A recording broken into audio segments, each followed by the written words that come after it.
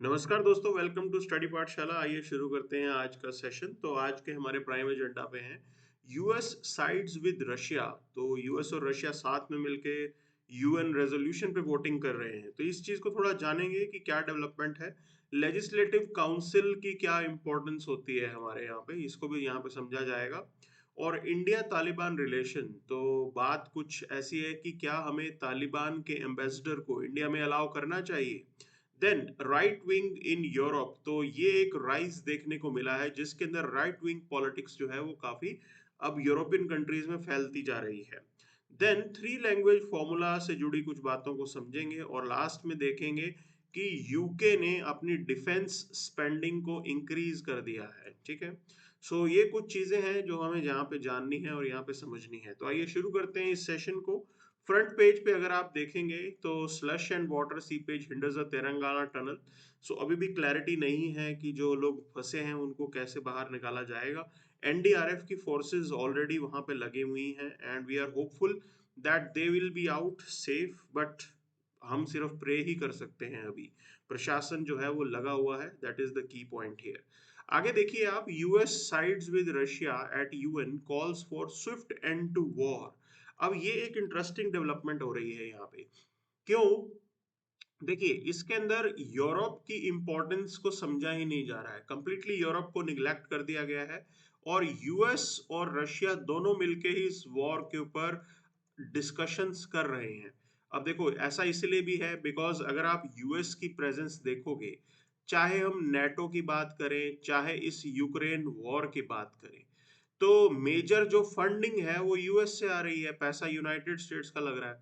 Now considering this particular point, US को ऐसा लगता है कि उसके अलावा कोई दूसरा प्लेयर राइट नहीं है जो कि इस वॉर के ऊपर कमेंट कर सके या इस वॉर के ऊपर आगे डेवलपमेंट को लेके जा सके। प्लस ट्रंप एक बात को लेके क्लियर है। ट्रंप ये कह रहे हैं कि भाई आप पिछले 3 साल से यहाँ पे लड़े जा रहे हो, ठीक। व्हाट आर द गेन्स, क्या गेन किया है यहाँ पे। तो गेन्स जो है वो बिल्कुल भी नजर नहीं आ रहे हैं यूक्रेन के एंड पे। And considering this particular point, उनको ऐसा लग रहा है कि ये वेस्ट ऑफ मनी है। Already United states somewhere around 350 billion dollar जो है वो दे चुका है। कई लोग कहते हैं कि शायद 500 billion dollar, but 350 billion dollar definitely US ने यहाँ पे खर्च कर दिए हैं। एंड यूरोप का अगर आप ओवरऑल खर्चा लगाओगे तो सभी यूरोपियन कंट्रीज ने मिलकर कुछ 120 या फिर 150 बिलियन डॉलर के अराउंड की अब तक एड यूक्रेन को की है। सो ये पूरी डेवलपमेंट है। And considering this point, US को ऐसा लगता है कि भाई उसी का ही हक है यूक्रेन के ऊपर पूरी डील को स्ट्राइक करने का। एंड पॉइंट इज दिस, बिना यूएस के सपोर्ट के यूक्रेन इस वॉर को कंटिन्यू नहीं कर पाएगा। अगर आप नेटो फंडिंग की बात करें, नॉर्थ अटलांटिक ट्रीटी ऑर्गेनाइजेशन की फंडिंग की बात करें, तो वहां पे भी 68% पैसा यूएस खर्च कर रहा है। सो इन यूरोपियन कंट्रीज में आप ये बोल सकते हैं कि इतना दम नहीं होगा कि यूएस को ये अब एक तरीके से स्ट्रगल या उनको क्रिटिसाइज करें या उनको उनके साथ जो है हार्ड डिसीजंस लें यहाँ पे। दूसरी चीज, यूरोपियन पॉलिटिक्स में एक इंटरेस्टिंग डेवलपमेंट हो रही है कि यूरोप को अब क्या अपनी खुद की आर्मी बनानी चाहिए। सो that is the point, means European army without, you can से, United states. So that is the other development which is taking place here. अब ये जो डेवलपमेंट है ये सिर्फ यूरोप के केस में नहीं हो रही है। देखिए, सो जापान अगर आप उठा के देखेंगे, Japan also they want to be away from dependence on US. वो भी अपने यहाँ पे आत्मनिर्भर, जिसे हम सेल्फ डिपेंडेंस बोल रहे हैं, वो सेल्फ डिपेंड होना चाहते हैं यहाँ पे। यूएस के ऊपर आज की डेट में कोई भी रिलाई नहीं करना चाहता, that is the reality. Taiwan भी जो है वो अपनी रियलिटी के अकॉर्डिंग चल रहा है, they are also not ready to rely on US outrightly. So ये डेवलपमेंट्स बहुत क्रिटिकल हैं, पूरे हमारे हिस्ट्री के अंदर ये ऐसी डेवलपमेंट्स हो रही है। And idea is this, US कहीं ना कहीं आइसोलेशन की तरफ जा रहा है, खुद को आइसोलेट कर रहा है और कह रहा है कि मैं इंटरनेशनल पॉलिटिक्स में नहीं मैं घुसूंगा और मेरी प्राइम एजेंडा जो होगा वो यूएस के अंदर जॉब्स क्रिएट करना होगा। That is what they are focusing on. आगे देखते हैं, आगे बात करते हैं। तो बात है यहाँ पे लेजिस्लेटिव काउंसिल से जुड़ी हुई, ठीक। तो देखिए, अब बायकैमरलिज्म स्टेट के अंदर होना चाहिए कि नहीं होना चाहिए, that is the point here. Bicameralism का मतलब है there are two houses, legislative assembly and legislative council. So एक पॉइंट समझना है, देखिए लेजिस्लेटिव असेंबली जो होता है ये पॉपुलिस्ट जो है आपका हाउस बोल सकते हो आप इसे, क्योंकि डायरेक्टली पब्लिक इसे इन्हें जो है वो भेजती है इलेक्ट करके, ठीक। तो लेजिस्लेटिव काउंसिल ये एक तरीके से स्टेट लेवल पे एल्डर्स या फिर हाउस ऑफ विजडम आप इसको बोल सकते हो, क्योंकि इसके अंदर नॉमिनेटेड मेंबर भी होंगे, थोड़े बहुत इलेक्टेड मेंबर भी होंगे। तो एंड यू कैन से आपके यहाँ पे जो लोकल बॉडीज हैं, ठीक, उनके लोग भी यहाँ पे जो है इलेक्ट करके भेजते हैं लेजिस्लेटिव काउंसिल के अंदर। तो इस तरीके का अरेंजमेंट होता है, तो इसकी अपनी यूटिलिटी है। अब पॉइंट ये है कि क्या हमें सभी स्टेट्स में ऐसा करना चाहिए। So it it is to be looked into as per the requirement here, okay. तो पहले प्रोसेस क्या होता है, तो रेजोल्यूशन पास किया जाएगा, ठीक है। स्टेट असेंबली आपके यहाँ पे रेजोल्यूशन पास करेगी that we want, you can say, legislative council to be form, and then with the approval of president, president के अप्रूवल के साथ फर्दर जो है इस पे एक्शन किया जाएगा। और आप ये मान के चलिए कि इसको लेके जो है पार्लियामेंट एक कानून बना सकता है। Parliament by, you can say, simple majority can facilitate legislative council, बिल्कुल आसानी से जो है ये फैसिलिटेट की जा सकती है, इसके अंदर कोई खास प्रॉब्लम नहीं आएगी, okay. And then looking into this, अब ये सवाल आप प्रीलिम्स 2015 का देखिए। So this question is talking about legislative council of a state in India can be larger in size that half of legislative assembly। अब देखो ये एक पर्टिकुलर पॉइंट आपको समझना है, आर्टिकल 171 ऑफ कॉन्स्टिट्यूशन वो डील करता है कि कैसे लेजिस्लेटिव काउंसिल बनाई जाएगी। Legislative council shall not exceed 1/3 of the total membership of legislative assembly। Minimum strength 40 रखी गई है, लेकिन 1/3 से ज्यादा जो है वो नहीं होनी चाहिए, ये मैक्सिमम स्ट्रेंथ हमें नजर आती है। Clear. So this is the point जो इसको यहाँ पे समझना है, हाफ का नहीं है, 1/3 का फंडा है। Then governor of the state nominates the chairman of the legislative council. नहीं, गवर्नर जो है वो नॉमिनेट नहीं करते हैं। चेयरमैन की अगर आप बात करेंगे तो chairman of the legislative council is elected from the member, okay, members ही वोट करके उनको इलेक्ट करते हैं यहाँ पे। So that is the point. So ये दोनों की दोनों स्टेटमेंट्स आपको गलत होती हुई नजर आ रही हैं। So moving forward to accepting Taliban envoy in Delhi. अब देखो, इंडिया ऑलरेडी तालिबान के साथ अपनी इक्वेशन को बेटर कर रहा है, ठीक है। So why this development is critical for us. अब अगर हम तालिबान को अलाउ करते हैं कि वो अफगान एम्बेसी को यहाँ पे समझाए, संभाले, तो एक तरीके से ये तालिबान को रिकॉग्निशन देने की बात हो जाएगी, okay.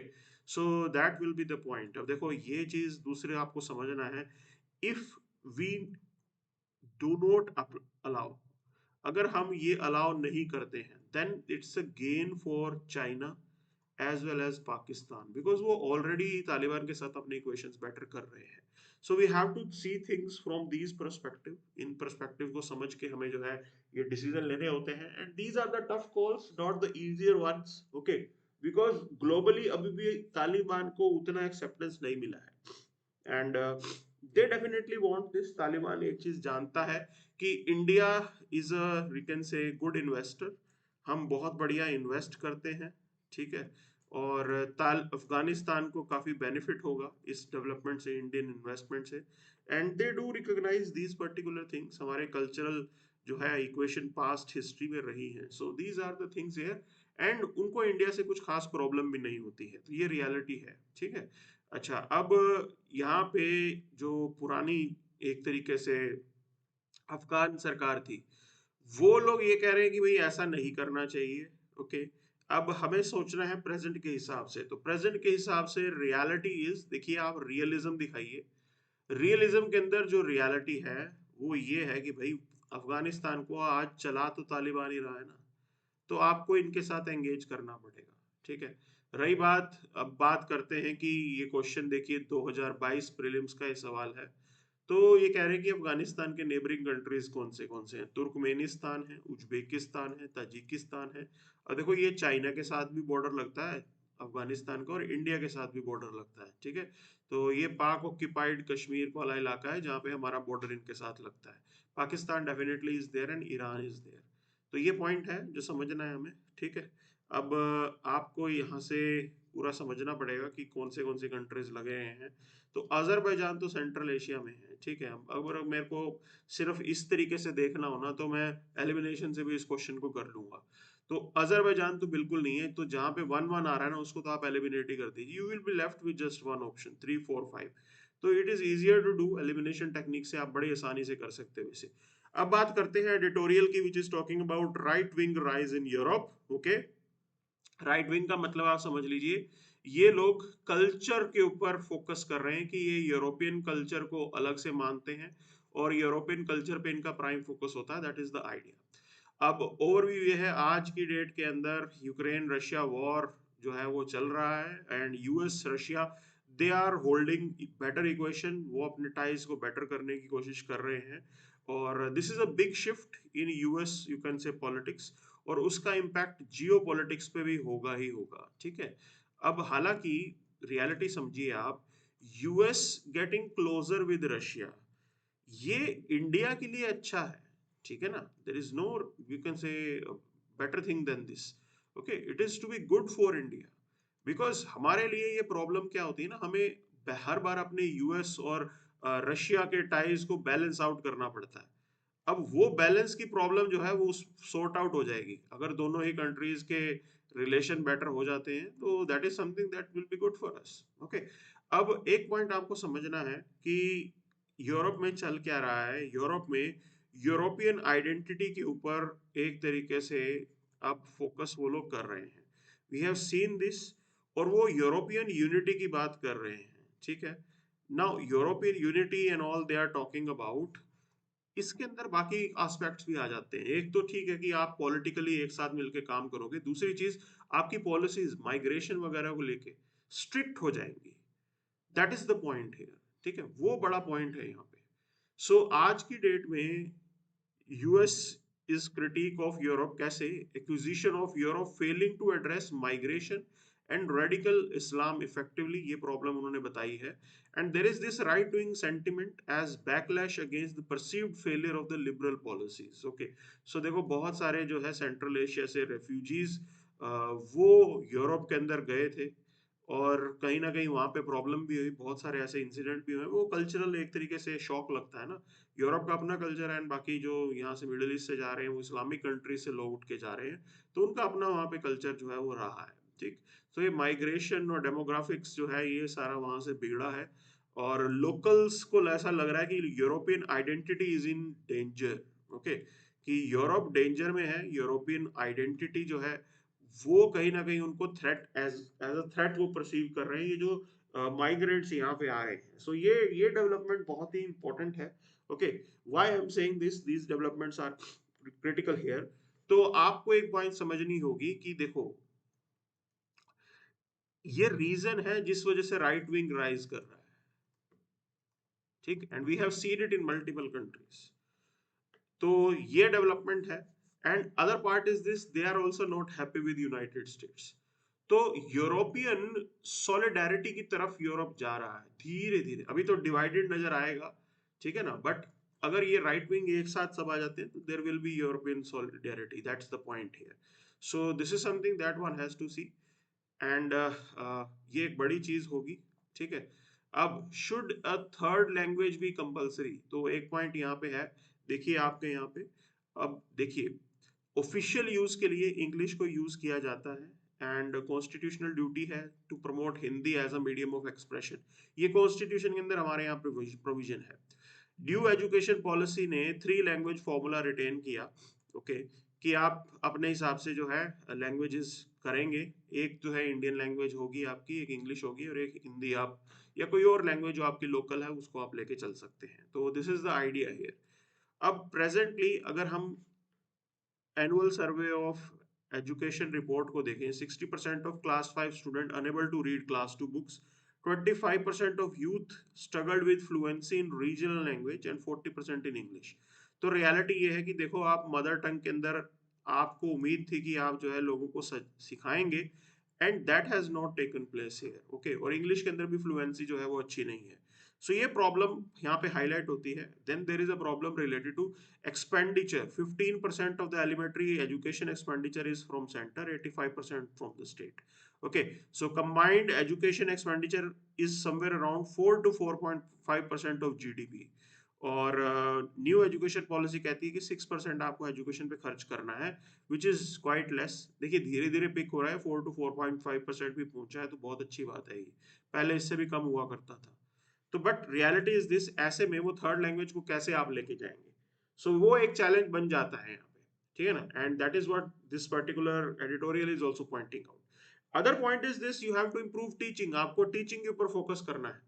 And there is this 2011 census जो कह रहा है कि 26% लोग बायलिंगुअल है, 7% ट्राइलिंगुअल है, और काफी लोग अब दूसरी भाषाएं बोल रहे हैं। तो देर is a this natural thing that is happening here, okay. तो धीरे धीरे कंट्री की तरफ, कंट्री जो है ग्रेजुअली अगर आप देखेंगे तो वो मल्टीपल इंडियन लैंग्वेजेस बोल रहे हैं, या फिर इंग्लिश बोल रहे हैं, या कोई और इस तरीके से डेवलपमेंट चल रही है। तो ऐसे में थर्ड लैंग्वेज फॉर्मूला में कोई प्रॉब्लम नहीं है। आइडिया इज दिस, तमिलनाडु के साथ थोड़ा कंस्ट्रक्टिवली काम करने की जरूरत है, पॉलिटिक्स हो रही है जिस वजह से मुद्दा बन रहा है, ठीक है। सो that is the key point. अभी तक ये बढ़िया चल रहा है third language formula. So citing the challenge from United States, US moving back, okay, UK to increase defense spending to 2.5% of GDP। और ये चीज ऐसा इसलिए भी कहा जा रहा है बिकॉज अगर आप नॉर्थ अटलांटिक ट्रीटी को देखें तो 68% पैसा यूएस खर्च करता है, and this is what Trump is pointing out. वो कह रहा है कि हमारा पैसा क्यों लगवा रहे हो आप? Why not European countries, they spend for the money, for the security, and this is what is happening here. इससे पहले जर्मनी ने भी ये अनाउंसमेंट किया हुआ है, they are also you can say hiking the defence budget. UK is also going to hike the defense budget. Okay, so these are the developments here. अब problem अगर ये होगी, देखिए, if they don't have collective security, अगर वो इस collective security के idea से ही पीछे हट जाएंगे, यही अंडरमाइन हो जाएगा, तो चांसेस है कि यूरोपियंस आपस में लड़ पड़े फिर, ठीक। उस पॉसिबिलिटी को हम रूल आउट नहीं कर सकते हैं। That possibility still exist and we can not rule that out, and there is a problem in that, उसी में ही प्रॉब्लम है। But right now their focus is Russia, that's why they are doing this, okay. इस वजह से वो अपना पैसा जो है अब डिफेंस के ऊपर लगा रहे हैं। So these are the developments for today's class, thank you very much.